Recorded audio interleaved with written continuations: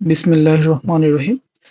আ আজকে news age পত্রিকায় একটা খুব চমৎকার প্রতিবেদন এসেছে। প্রতিবেদনটা হচ্ছে বাংলাদেশ ফরেন পলিসি মিস্টেক। মানে বাংলাদেশের বৈদেশিক বা পররাষ্ট্রনীতি যেটা আছে, এর মধ্যে কি, কি ভুল অতীত ইতিহাস থেকে বর্তমান পর্যন্ত কি, কি ভুল আছে সেগুলো তুলে ধরা হয়েছে।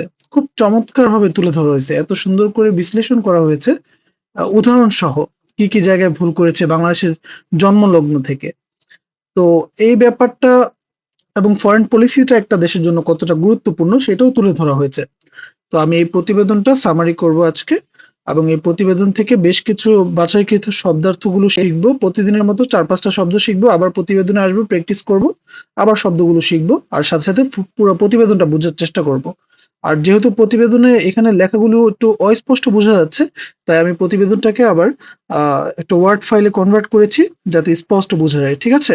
আচ্ছা, তো আমি মূল প্রতিবেদনে যাওয়ার আগে কিছু শব্দ শিখে নেই, এরপরে আমি আবার প্রতিবেদনে ফিরে আসবো। ঠিক আছে?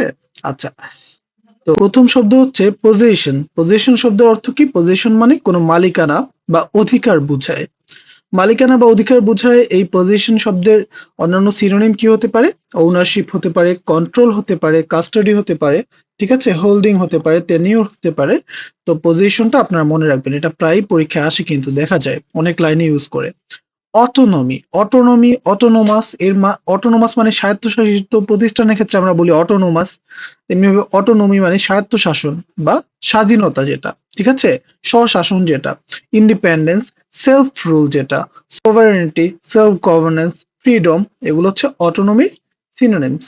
এবার আসি কার্ডিনাল। কার্ডিনাল মানে বলতে বোঝায় কোনো একটা জিনিসের মৌলিক বা প্রধান বা অত্যন্ত গুরুত্বপূর্ণ বিষয়। এসেনশিয়াল যেটা, ফান্ডামেন্টাল যেটা, ক্রুশিয়াল যেটা, ভাইটাল যেটা, পিভটাল মানে কেন্দ্রিক যেটা, ঠিক আছে, এটা হচ্ছে কার্ডিনাল। এরপর আসি স্ট্রাইপস।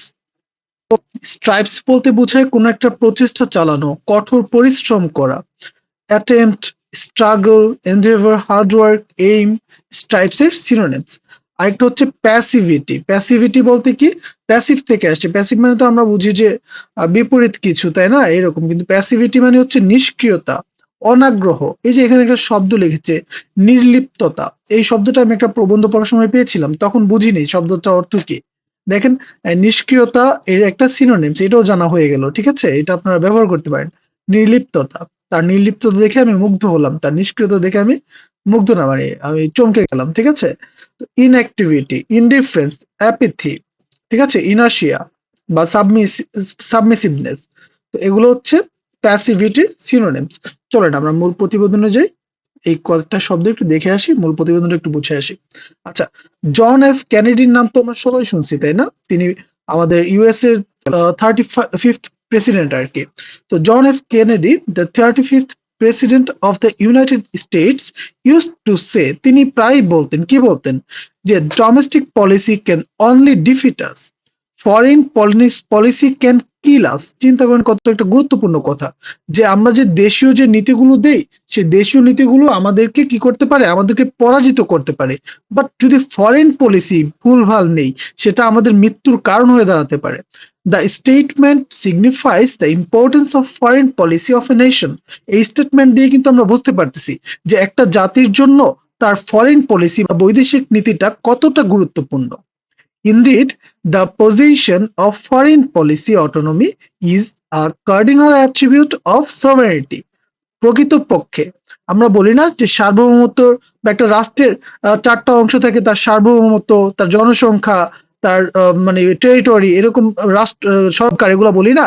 তো তার যে সার্বভৌমত্ব, তার একটা মৌলিক, কার্ডিনাল মানে মৌলিক, তার একটা মৌলিক বিষয় হচ্ছে কি, যে তার ফরেন পলিসি বা বৈদেশিক নীতির যে বা বৈদেশিক যে পররাষ্ট্র নীতি প্রণয়ন করে, তার যে স্বাধীনতা, এই স্বাধীনতার অধিকারটা হচ্ছে তার অন্যতম একটা শর্ত, তার এই যে সোভারেনিটি, সার্বভৌমত্ব। ঠিক আছে, the most important element of a state.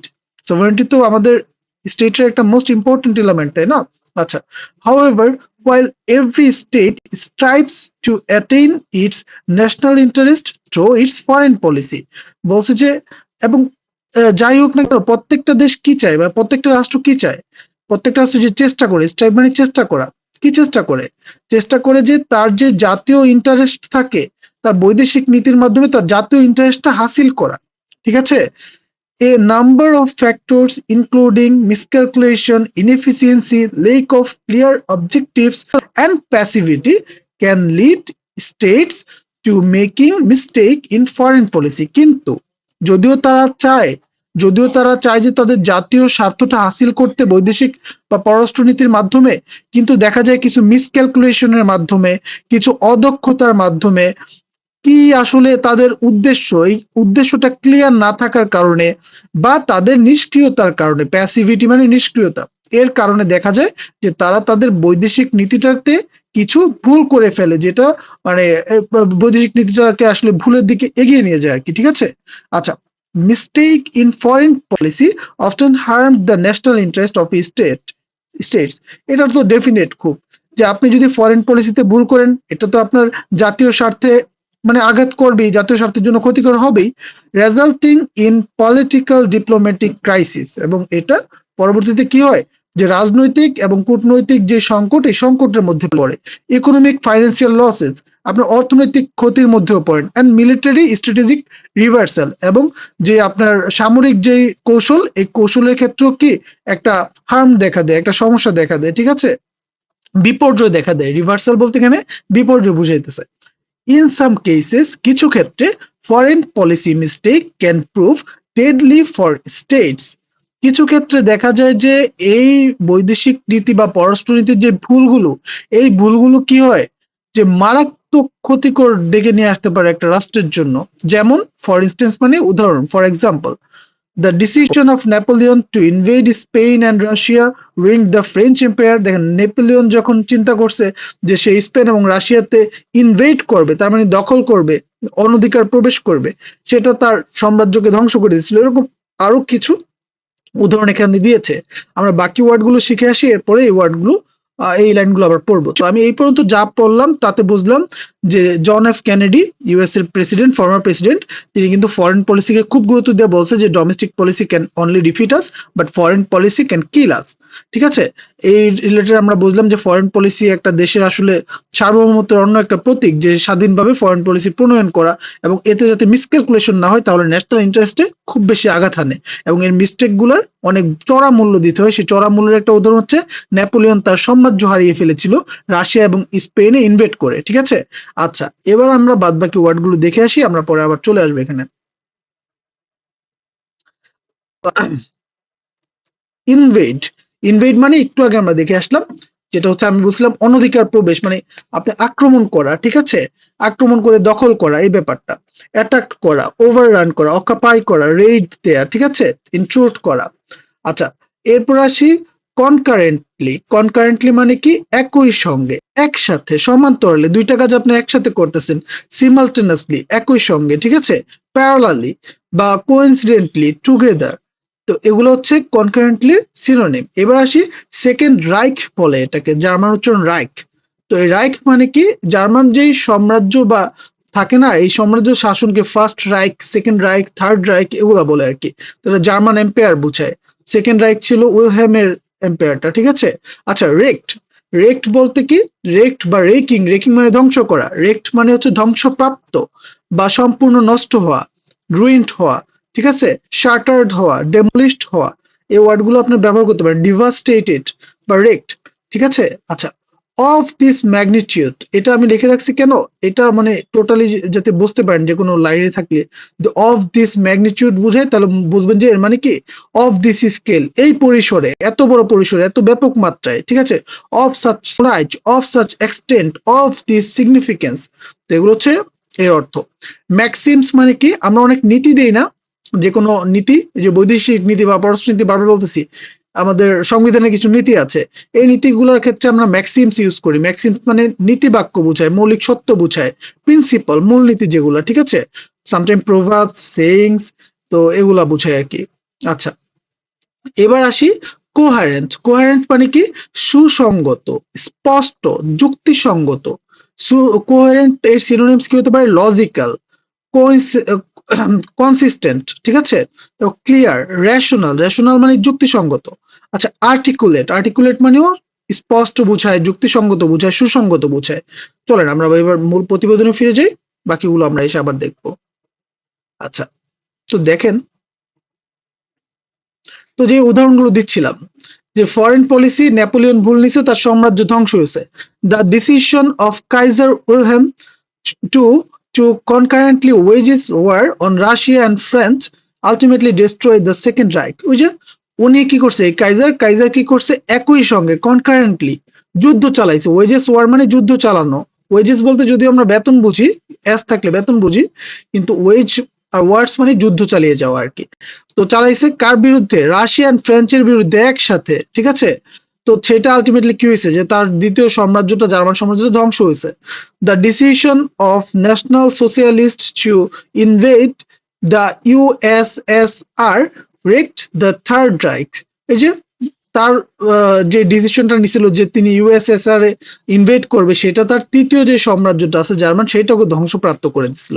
The decision of Soviet polit bureau to engage in Cold War against both Western world and China ultimately shattered মানে destroyed, ঠিক আছে, the Union of Soviet socialist Republic. দেখেন এই যে Soviet socialist রিপাবলিকের যারা রাজনৈতিক নেতার একটা সংগঠন, সেই সংগঠনটার যে মুখ্য যে রাজনৈতিকবিদ, তাদের যে দলটাকে সংক্ষেপে বলে আর কি পলিটি ব্যুরো।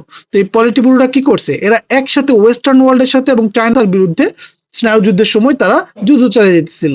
তো এই ব্যাপারটা কি করছে, এই ভুল ডিসিশনটা তাদের সোভিয়েত ইউনিয়নকে খণ্ড বিখণ্ড করে দিয়েছে, ঠিক আছে। এই কাজটা করছে। তার মানে কি, তার মানে আমরা বুঝতেছি যে ফরেন পলিসিতে একটা সিম্পল ভুল পুরো দেশটাকে ধ্বংস করে দিতে পারে। Since it's emergence as an independent state in 1971, Bangladesh has so far succeeded in avoiding foreign policy mistake. Bangladesh আসলে অফ দিস ম্যাগনিটিউড, এত বড় পরিসরে বাংলাদেশ আসলে ভুল করে নাই। এই ভুলগুলো বাংলাদেশ এড়িয়ে চলছে বাংলাদেশের স্বাধীনতার পর থেকে। Still, several significant mistakes in Bangladesh foreign policy can be identified. তারপরেও বাংলাদেশে বেশ কিছু বৈদেশিক বা পররাষ্ট্রনীতির ভুলকে আইডেন্টিফাই করা গেছে। কি কি সেগুলো? Those mistakes can be divided along two lines. এই মিস্টেকগুলোকে দুইটা ভাগে ভাগ করা যায়। একটা হচ্ছে থিওরিটিক্যাল, তাত্ত্বিক, আর একটা প্র্যাকটিক্যাল, বাস্তবিক, যেটা আমরা ব্যবহার করি, বাস্তবিক কেস বেস। তো আমরা প্রথম এই থিওরিটিক্যাল মিস্টেকগুলো দেখব, এরপরে প্র্যাকটিক্যাল মিস্টেক গুলো দেখবো, ঠিক আছে। আচ্ছা দেখি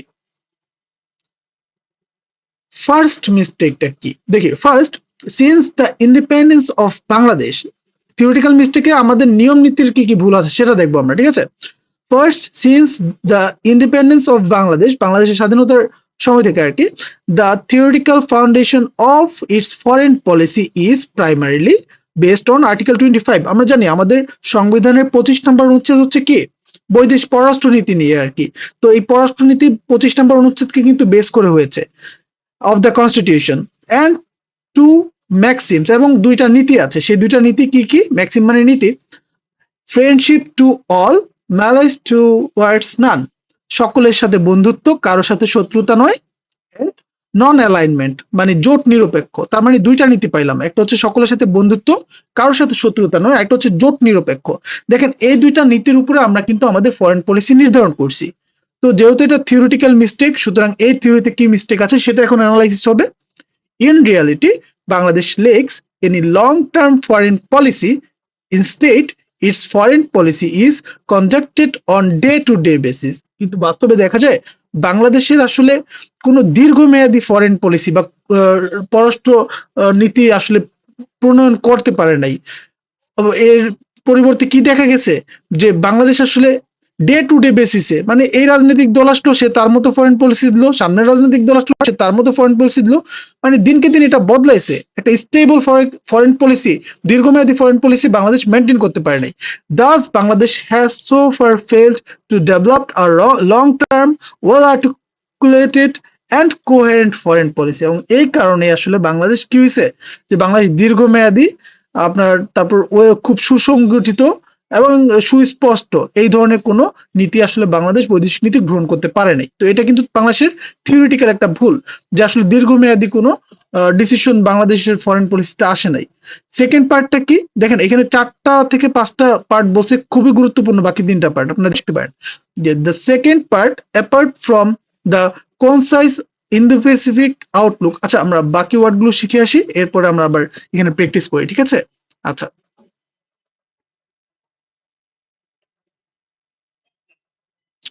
কনসাইজ মানে কি? কনসাইজ মানে হচ্ছে সংক্ষিপ্ত, সরল, কিন্তু এই সংক্ষিপ্তটা বোধগম্য। জি, ব্রিফ বাট কম্প্রিহেন্সিভ, ঠিক আছে? আচ্ছা, তারপর এটা হচ্ছে brief, compact, to the point, pithy, ঠিক আছে? তো এগুলো হচ্ছে কনসাইসের সিনোনিমস। আচ্ছা, সাকসিন্ট, ওকে। তারপরে আসি কনসেনসাস। কনসেনসাস মানে কি? ঐক্যমত্য বুঝায় বা সর্বসম্মত মত। এগুলো আমার আগের ভিডিওতে এই ওয়ার্ডগুলো কিন্তু অনেকবার এসেছে, তাই না? আচ্ছা, তার মানে সকলের সম্মতি মত। এগ্রিমেন্ট, হারমোনি, হারমোনি তো আমরা বুঝি, তাই না? তারপরে হচ্ছে অ্যাকর্ড, শান্তি চুক্তির ক্ষেত্রে আমরা অ্যাকর্ড ব্যবহার করি, তাই না? ইউনিটি। আচ্ছা, আনএনিমিটি মানে কোনো শত্রুতা নাই, সকলের সাথে ঐক্যমত্য আর কি।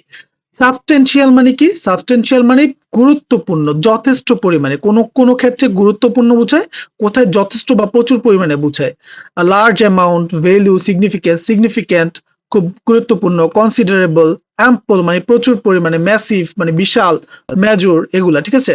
পার্সিউ মানে অনুসরণ করা বা ধাওয়া করা, অনুসরণ করাই বুঝায় এখানে আর কি, ঠিক আছে? সিক বা চেস বা ফলো, স্ট্রাইভ ফর মানে যেটার প্রতি তার খুব আগ্রহ, খুব ইচ্ছা, চেষ্টা, এঙ্গেজ ইন, ঠিক আছে?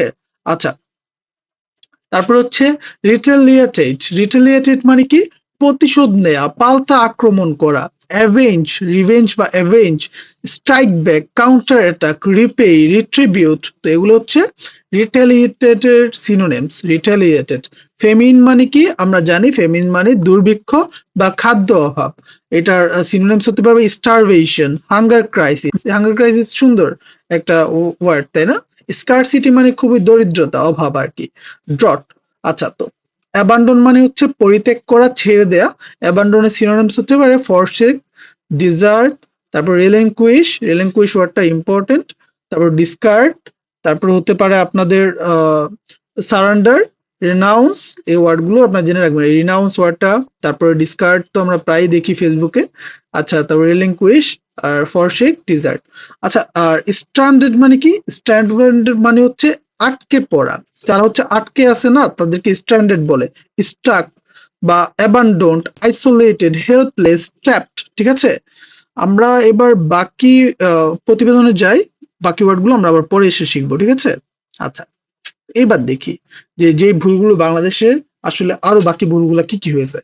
Second, apart from the concise Indo-Pacific outlook, Bangladesh has not yet managed to produce any strategic paper related to its foreign and security policy.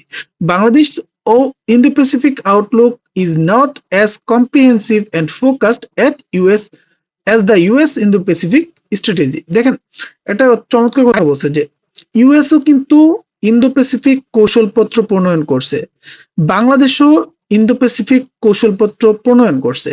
কিন্তু একটা জিনিস দেখা গেছে যে ইউএস এর যে কৌশলপত্র সেটা খুবই কম্প্রিহেন্সিভ, খুবই ফোকাসড, কিন্তু বাংলাদেশের ক্ষেত্রে কিন্তু এরকম হয় না, করার মতো করে করে রাখছে এরকম।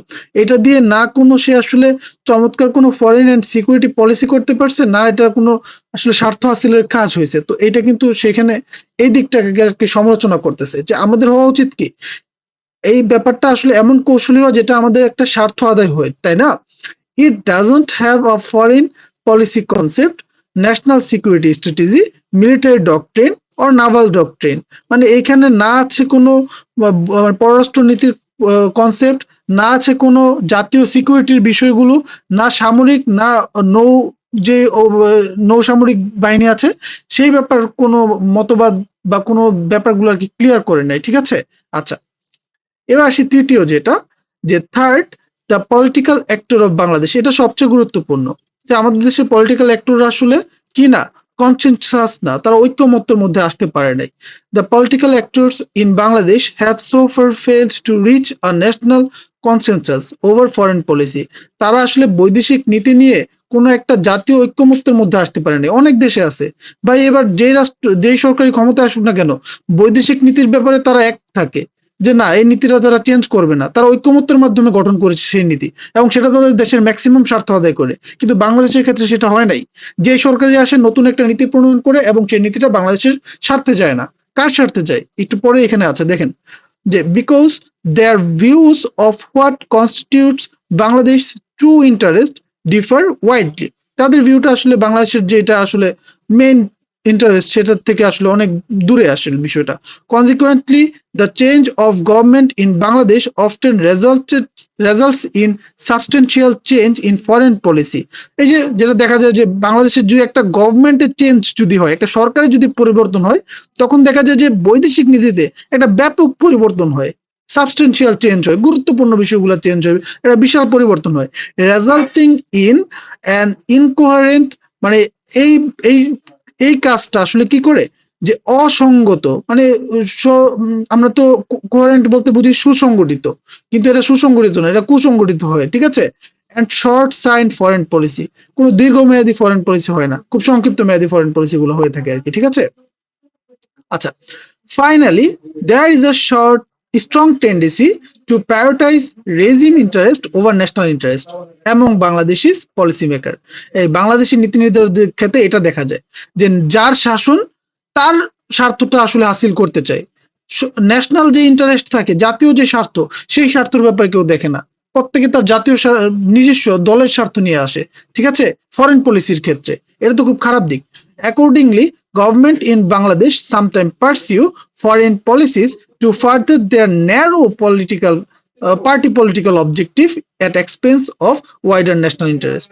আমাদের দেশের বিশাল যে জাতীয় ইন্টারেস্ট সেটাকে বাদ দিয়ে তাদের যে ক্ষুদ্র একটা রাজনৈতিক দলীয় যে উদ্দেশ্য, সেই উদ্দেশ্য হাসিল করার জন্য তারা লেগে পড়ে থাকে, ঠিক আছে, পার্সিউ করে, তারা সেটার পিছনে পড়ে থাকে।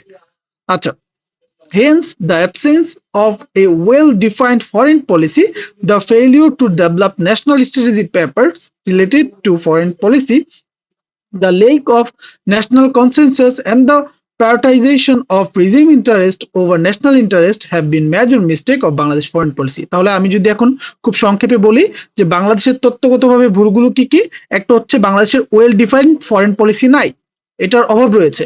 দ্বিতীয়ত হচ্ছে বাংলাদেশের কোনো কৌশলী পত্র নাই ফরেন পলিসি নিয়ে। তৃতীয়ত হচ্ছে বাংলাদেশের যে জাতীয় ঐক্যমত্য থাকা দরকার রাজনৈতিক দলগুলোর মধ্যে, সেইটা নাই। এবং চতুর্থত হচ্ছে যেই দেশগুলো আসে সেই দেশগুলো নিজেদের স্বার্থকে বেশি প্রায়োরিটাইজ করে বাংলাদেশের জাতীয় স্বার্থের চিন্তাকে বাদ দিয়ে। এই চারটা হচ্ছে বাংলাদেশের রাজনৈতিক পররাষ্ট্রনীতিতে মেজর মিস্টেকস। এবার আসি কিছু কেস, কিছু বাস্তব উদাহরণ। দেখেন, since its independence Bangladesh has made several mistakes, Bangladesh অনেকগুলো ভুল করেছে in making foreign policy decision on specific issue, কিছু কিছু ব্যাপারে, মানে কিছু কিছু নির্দিষ্ট ক্ষেত্রে বাংলাদেশ অনেকগুলো ভুল করছে। accordingly it had to face severe consequences, এবং তার পরিপ্রেক্ষিতে কি হয়েছে, তার খুব বিরূপ প্রভাবও সহ্য করতে হয়েছে। এটা সবার প্রথম সহ্য করছে কে? শেখ মুজিবুর রহমান। কিভাবে? দেখেন, the decision to export jute and jute product to Cuba, যে কিউবাতে আমরা যে পাট এবং পাটজাত পণ্যগুলো রপ্তানি করি ইন 1974 সালে proved to be a major political disaster for the country. বাংলাদেশের জন্য এটা ছিল কি একটা রাজনৈতিক বিধ্বংসী একটা অবস্থা। আসলে এটা দোষটা যে কাকে, এটা এটা এটা নিয়ে আসলে অনেক কথা আছে। দেখেন, আমেরিকার একটা চালের কারণে বাংলাদেশে একটা দুর্ভিক্ষ হয়ে যায়, বাংলাদেশে বিশাল পরিমাণ মানুষ না খেয়ে মারা যায়, এবং বঙ্গবন্ধু শেখ মুজিবুর রহমানের যে মনে করেন তার প্রতি যে একটা ক্ষোভ মানুষের বেড়ে যায় এই ইনসিডেন্টের পরে, কিন্তু আসলে আমরা চাইছিলাম পাট রপ্তানি করতে কিউবাতে, অন্যদিকে কিউবাতে ছিল নিষেধাজ্ঞা, আমেরিকার নিষেধাজ্ঞা। আমরা কেন তাদের কথা না মেনে আমরা আবার পাট রপ্তানি করলাম? এই জন্য আমাদের উপরে আমাদের কাছে গম রপ্তানি করা হয়নি। গম রপ্তানি না হওয়ার কারণে আমাদের এদিকে একটা দুর্ভিক্ষ হয়ে যায় বিশাল পরিমাণে। তো এটা আসলে দোষ কার, এটা আমি আর না বললাম, ঠিক আছে। এই ব্যাপারগুলো কিন্তু আছে। Since Cuba was a communist state closely aligned to the USSR, was subjected to an US economic blockade, the US retaliated by suspending food aid to Bangladesh. এই যে বলছে যে যেহেতু কিউবা ছিল কি, কিউবা একটা কমিউনিস্ট স্টেট ছিল, একটা কমিউনিস্ট রাষ্ট্র ছিল, এবং এটা কার সাথে খুব সান্নিধ্য ছিল? সোভিয়েত ইউনিয়নের তৎকালীন, যে কারণে হচ্ছে কি ইউএস তার উপরে একটা অর্থনৈতিক নিষেধাজ্ঞা দেয়। কিন্তু বাংলাদেশ কি করে? বাংলাদেশ সেখানে রপ্তানি করে পাট রপ্তানি, এবং যে কারণে বাংলাদেশে যেই খাদ্য সহায়তাটা ছিল সেই খাদ্য সহায়তা বাংলাদেশকে ইউএসএ দেওয়া বন্ধ করে দেয়। এখন এই যে বন্ধ করে দিল ইউএসএ, তো বন্ধ করে দিলে সমস্যা কি হয়েছে? This coupled with devastating flood, একে তো ইউএসএ আমাদের খাদ্য সহায়তা বন্ধ করে এসে এর সাথে যুক্ত হয়েছে মানে বিধ্বংসী বন্যা contributed to a deadly famine in Bangladesh 1974 1974 সালে একটা মারাত্মক দুর্ভিক্ষ বাংলাদেশে হয়ে যায়, which killed more than a million of people, যেটা কিনা কি 10 লক্ষাধিকেরও বেশি মানুষ সেখানে মারা যায়। Ultimately, Bangladesh had to abandon its trade with Cuba. পর শেষে দেখা যায় কি বাংলাদেশকে কিউবার সাথে যে বাণিজ্যটা বন্ধ করতে হয়েছে to facilitate the resumption of US aid, যাতে কিনা কি ইউএস এর যে খাদ্য সাহায্যটা এটা আবার চালু হয়। However, the famine played a significant role in fostering dissatisfaction among the people. প্রত্যেকটা মানুষের মনে একটা ক্ষোভ সৃষ্টি হয়ে যায় কার প্রতি? এই গভর্নমেন্ট, এই শাসনের প্রতি। এবং তারপরে দেখা যায় শেখ মুজিবুর রহমানের ফল হয় এবং 1975 সালে তাকে আসলে হত্যা করা হয়। এবং অনেকে বলে মানুষ তখন খুশি হচ্ছিল। এর একটা বড় কারণ কিন্তু এগুলা, যে তখন তার পূর্ব মুহূর্তে এই ধরনের দুর্ভিক্ষ হলে মানুষ তো আসলে সেই শাসনের প্রতি নারাজ থাকে, বিষয়টা এরকমই, ঠিক আছে? Then comes the failure to repatriate stranded Pakistani. এখন আরেকটা উদাহরণ, আমাদের যে বাংলাদেশের সাথে পাকিস্তানের যুদ্ধ হয়, বাংলাদেশে কিছু পাকিস্তানি আটকে পড়ে যায় না, যারা বিহারি ক্যাম্পাসে বিহারিতে পাকিস্তানি লোকজন থাকে, তো এরা হচ্ছে স্ট্যান্ডার্ড, মানে যারা হচ্ছে কি রয়ে গেছে, যেতে পারে নাই, ঠিক আছে? তারা ওইখানে তাদের দেশে যেতে পারে না, আমাদের দেশে আটকা পড়া আর কি, ঠিক আছে? তো আটকা পড়ে গেছে সেই পাকিস্তানি, এই তাদেরকে আমরা কি করতে পারি নাই, আবার পাকিস্তান পাঠাতে পারি নাই, রিপ্যাট্রিয়েট করতে পারি নাই, তাদের দেশে ফিরতে পাঠাতে পারি নাই। এটা নিয়ে কিন্তু আমি বাংলাতে একটা ভিডিও বানিয়েছি, ভিডিওটা ডেসক্রিপশনে বা আমি আমার লিঙ্কে দিয়ে দিয়ে নোটিফিকেশনে, তো তখন আপনারা দেখে নিন, কেন সেখানে আবার পাকিস্তানের সাথে আমাদের কি লেনদেন সেই বিষয়টা আমি তুলে ধরেছি একটা প্রতিবেদন থেকে দেখে আর কি। During the late 1970 and 1980 and again in the early 2000s, Bangladesh shared relatively cordial ties with Pakistan. দেখা গেছে বাংলাদেশ 1970 বা 80-র দশকে এবং 2000 সালের পূর্ব পর্যন্ত বাংলাদেশ আসলে পাকিস্তানের সাথে একটা সুসম্পর্কই বজায় ছিল। ইয়েট ঢাকা ফেল টু, তারপরও ঢাকা ব্যর্থ হয়েছে কি করতে? To exert significant political diplomatic pressure on Pakistan. পাকিস্তানের উপরে যে একটা রাজনৈতিক বা একটা কূটনৈতিক প্রেশার দিবে, এই প্রেশারটা দিতে তারা আসলে ব্যর্থ হয়েছে। ঢাকা বলতে বাংলাদেশ ব্যর্থ হয়েছে আর কি। Two repatriate the standard Pakistani, যে পাকিস্তানি গুলো রয়ে গেছে তাদেরকে আবার তাদের দেশে ফিরে পাঠানোর ক্ষেত্রে। Consequently the standard Pakistani often unintegrated into the main stream, এবং ফলশ্রুতিতে যেটা দেখা গেছে যে পাকিস্তানি গুলো রয়ে গেছে তারা আসলে আমাদের যে সকলের সাথে আসলে মিশতে পারে নাই।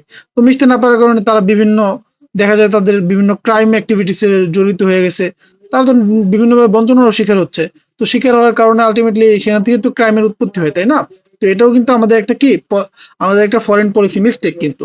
আচ্ছা, এরপরে আসছি আফগান ওয়ারের ক্ষেত্রে। Bangladesh inability to capitalise on the Afghan war. দেখেন, আফগান যুদ্ধের সময় অনেকে কিন্তু স্বার্থ লড়তে পারছে, পাকিস্তান অনেক বেশি লড়ছে, কিন্তু বাংলাদেশ সেই স্বার্থটা আদায় করতে পারে নাই, ঠিক আছে? কি স্বার্থ আদায় করতে পারে নাই আমি সংক্ষেপে বলি, যে এই যুদ্ধের সময় দেখা গেছে যে পাকিস্তান আসলে ইউএস এর খুবই একটা মিত্র হিসেবে কাজ করছে। এই মিত্র হিসেবে কাজ করার কারণে পাকিস্তান ইউএস এর থেকে বিভিন্ন বিলিয়নস অফ ডলার পাইছে, খুব অস্ত্র সহায়তা পাইছে, অনেক ধরনের সহায়তা পাইছে। বাংলাদেশও শুরু করছিল, বাংলাদেশও স্ট্রংলি সোভিয়েত ইউনিয়নকে অপোজ করা শুরু করে এবং আফগানিস্তানকে সাপোর্ট করা শুরু করে। 80 মিলিয়নের মতো বাংলাদেশ ডলার বৈদেশিক সহায়তাও পাইছিল। তারপর যখন এরশাদ সরকার ক্ষমতায় আসে এই ব্যাপারটাও বন্ধ হয়ে যায়, ঠিক আছে? তো যাই হোক, এই নিয়ে আরো বেশ কিছু মিস্টেক খুব চমৎকার ভাবে এখানে উল্লেখ করা আছে। আমি আমার নেক্সট ভিডিওতে ইনশাল্লাহ বাকিটা আপলোড করব, ঠিক আছে? আপনার ভিডিওগুলো দেখুন। ধন্যবাদ সবাইকে।